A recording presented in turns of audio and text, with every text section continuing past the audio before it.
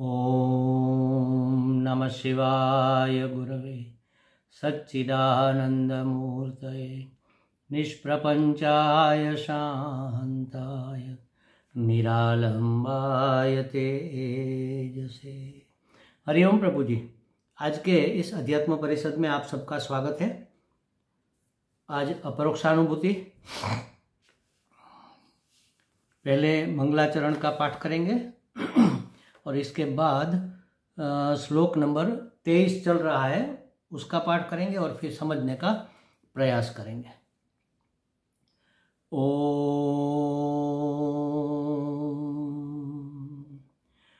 श्रीहरिं परमानंदं उपदेष्टारमीश्वरं व्यापकं सर्वलोकानां कारणं तं नमाम्यहं। देहोऽहमित्ययं मूढः धृत्वा तिष्ठत्यहो जनः ममायमित्यपि ज्ञात्वा घटद्रष्टेव सर्वदा। क्या कहते हैं?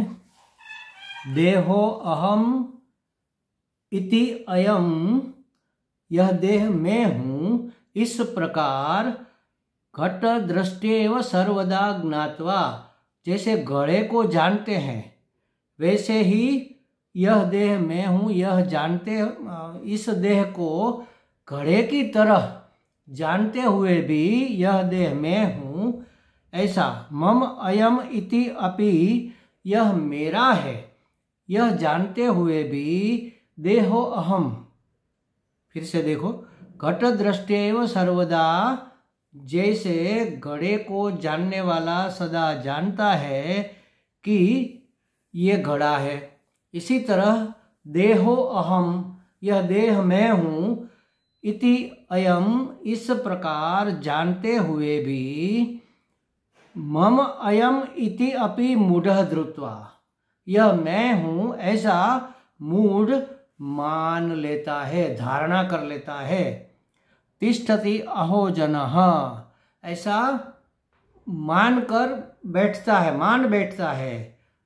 अहो, इससे बड़ा आश्चर्य क्या हो सकता है? देखो क्या कहा, धृत्वा, मूढ़ः धृत्वा, ऐसा जो धारता है, ऐसा जो मानता है, ऐसी जो कल्पना कर लेता है, वास्तव में है तो नहीं। और यह मैं हूँ, यह देह मैं हूँ, ऐसा कोई प्रमाण भी उसके पास नहीं है। और जो मेरा होता है वह मैं नहीं होता, ये भी वह जानता है, फिर भी मान लेता है, वह मूढ़ कहा गया है। तो जो मूढ़ घड़े को जैसे जानता है वैसे ही यह देह मेरा है ऐसा जानते हुए भी यह देह मैं हूँ ऐसा मान लेता है, इससे बड़ा और आश्चर्य क्या हो सकता है? कहने का तात्पर्य यही है कि जो मैं होता है वह मेरा नहीं होता और जो मेरा होता है वह मैं नहीं होता। तो मेरा है ऐसा जानते हुए भी यह मैं हूँ ऐसा मान लेना बड़े आश्चर्य की बात है। जैसे हमने कहा था कि यह पुस्तक मेरा है, यह टेबल मेरा है, यह वस्त्र मेरा है, तो यह वस्त्र में नहीं हो सकता, यह टेबल में नहीं हो सकता, यह पुस्तक में नहीं हो सकता, क्योंकि जो मेरा है वह मैं नहीं हो सकता।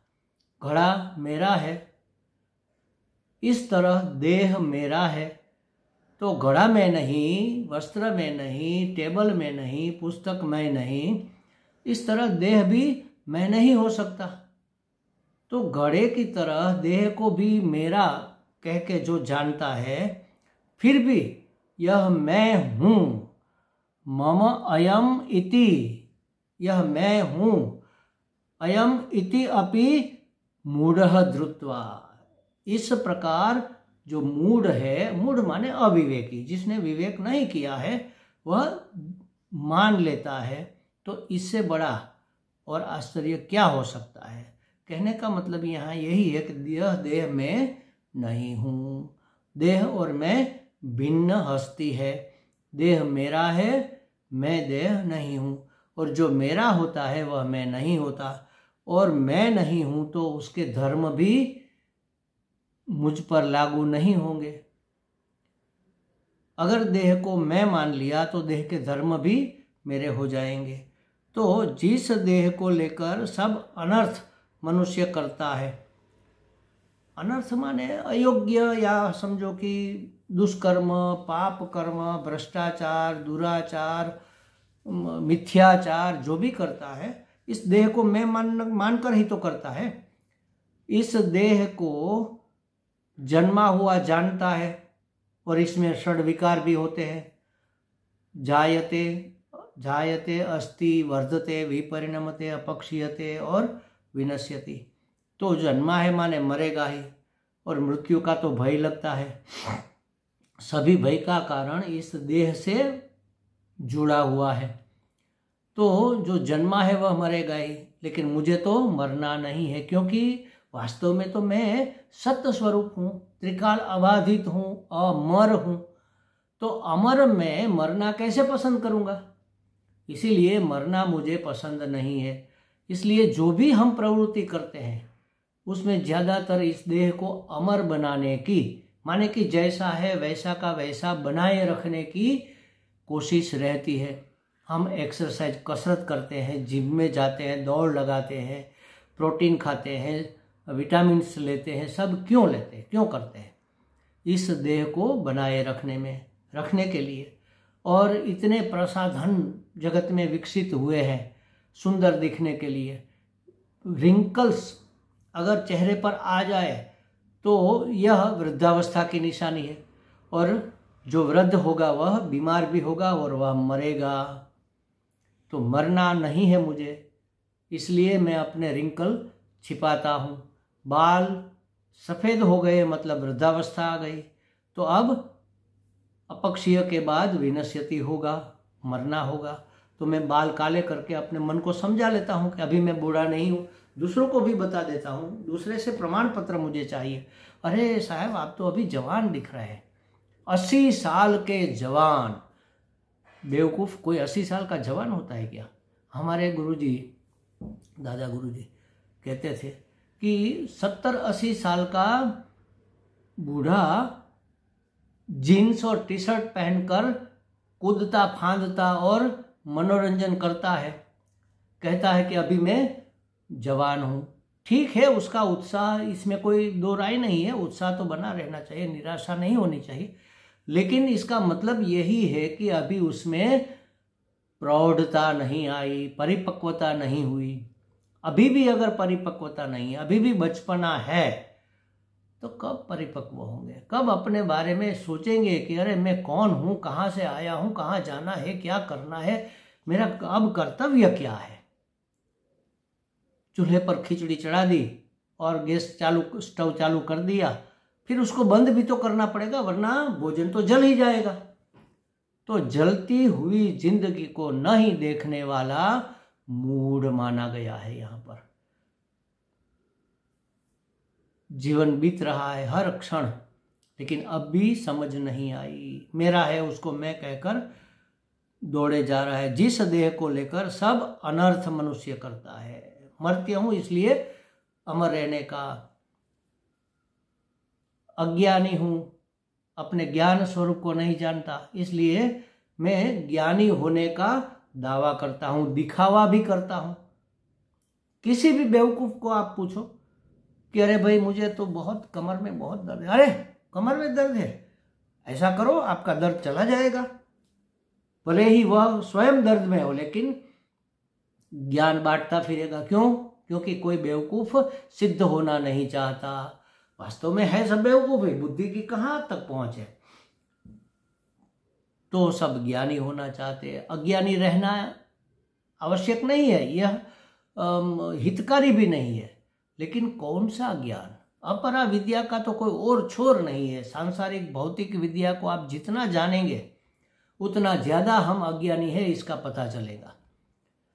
जो परा विद्या है, एक के ज्ञान से सब का ज्ञान हो जाता है, ऐसी जो विद्या है, ऐसा जो विज्ञान है, वह मेरा स्वरूप है। इसको नहीं जानने के कारण हम ज़्यादा से ज़्यादा जानने का प्रयत्न करते हैं। आसपास में कोई आवाज़ आई तो हम दौड़ते हैं कि क्या हुआ, हमें जानना है क्या हुआ। हम अज्ञानी नहीं रह सकते। क्यों? क्योंकि हम ज्ञान स्वरूप है। इसलिए हमें अज्ञानी रहना, बेवकूफ़ रहना, बुद्धू रहना पसंद नहीं है। कोई हमें ठग ले तो हम पसंद क्यों नहीं करते? क्योंकि हम ठगे जाए इतने बेवकूफ़ बनना नहीं चाहते। क्यों नहीं चाहते? क्योंकि हम ज्ञान स्वरूप है। जो अपना स्वरूप है उससे विपरीत हम पसंद नहीं करेंगे। और आनंद हमारा स्वरूप है, इसलिए दुख किसी को भी नहीं चाहिए, किसी को भी पसंद नहीं। अगर दुख हमारा स्वरूप होता तो हमें उससे अरुचि नहीं होती। हम सुख स्वरूप है, अखंड एक रस आनंद स्वरूप है। तो अपने स्वरूप को न जानकर इस देह को ही मैं जानना और मान लेना, जाना तो क्या है, माना ही हुआ है, यही सबसे बड़ा पाप है, यही अनर्थ का कारण है। पर थोड़े दिनों का है यह देह, यह जानता है मनुष्य, फिर भी सब अनर्थ करता है। यदि जैसे समझो कोई यात्रा कर रहा है, प्रवास कर रहा है, तो कोई धर्मशाला आती है, वहाँ पर रुक जाता है, उसको कमरा दिया जाता है। कमरे में एक टेबल कुर्सी है, लाइट है, बल्ब है, पंखा है, बेड है, तकिया है, ओढ़ने के लिए चादर भी है। सब हम ठीक ठाक करके टॉयलेट बाथरूम का यूज़ करके वहाँ स्टे करते हैं। 2-4 दिन रुकना है तो रुकते हैं। तो उस समय अगर हमारी चद्दर पर कुछ हमसे खाने की चीज़ कोई गिर गई और गंदा हो गया तो हम क्या करेंगे? मैनेजर को कहेंगे कि भाई हमारी चादर गंदी हो गई है, वह बदलवा दो।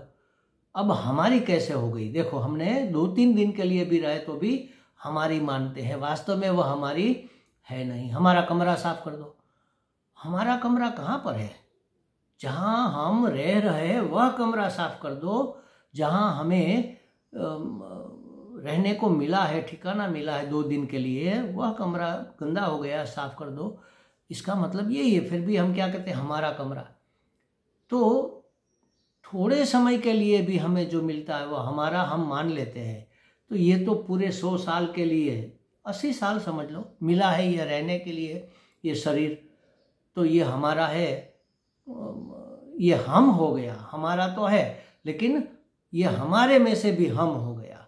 तो कहते हैं कि थोड़े दिनों के लिए, जैसे धर्मशाला में किराए पर कमरा लिया जाता है, ऐसे ही इसको भी हमने किराए पर लिया है। क्या करना है? कर्मों के फल भोगना है, अपनी कामनाओं की पूर्ति करना है। भगवान ने उपकार कृपा करके मनुष्य दे दिया है, मुक्त होना है। लेकिन ये सब बातें हमें याद नहीं है। कंकर चुनी चुनी महल बनाया, लोग कहे घर मेरा, ना घर मेरा ना घर तेरा, चिड़िया रैन बसेरा। ऐसा जो जानता है वही ज्ञानी है। इस जीवन के परे कुछ भी सत्य नहीं है। यह सत्य की खोज न करने से ही जीव सभी पाप करता है। शरीर में जो स्थूलता है वह मिट्टी है। इसमें जो द्रव है पंच महाभूतों से बना है। तो क्या है? ये जो स्थूलता है, ठोसता है, वह मिट्टी का भाग है। इसमें जो द्रव है, लिक्विड है, वह समझो कि मूल में पानी है। इसमें जो गर्मी है, टेम्परेचर है, वह मूल अग्नि है। और श्वास आती है जाती है, उसकी गति है, ये मूल में वायु है, हवा भरी है। इसमें जो खालीपन है, नाक के छिद्रों में, मुंह में, पेट में, जुबान, सभी जगह खाली जगह, कान के छिद्रों में, सभी जगह अवकाश है। ये उसका मूल आकाश है। तो संकल्पात्मक मन का मूल अहंकार है और विचार का मूल महत्तत्व, महान तत्व, महत्तत्व है। सुषुप्ति का मूल प्रकृति है। लेकिन विचार करना चाहिए कि हमारे चैतन्य का मूल रूप क्या है। हम जो चेतन है, चैतन्य है, हमारा मूल स्वरूप क्या है? सत चित आनंद स्वरूप, अस्ति भाति प्रिय स्वरूप हम है। इस उपादान को जाने बिना संघर्ष समाप्त होने वाला नहीं है। यह उपादान पंच महाभूतों से बना हुआ है और महत्तत्व, अहंकार इत्यादि से प्रवृत्त हो रहा है, इसको मेरा कहने वाले हम अगर मेरे के रूप में नहीं जानेंगे, मेरा भी नहीं है लेकिन व्यवहार सत्ता के लिए मान लो कि मेरा शरीर, महात्मा लोग तो मेरा भी नहीं कहते, मैं भी नहीं कहते।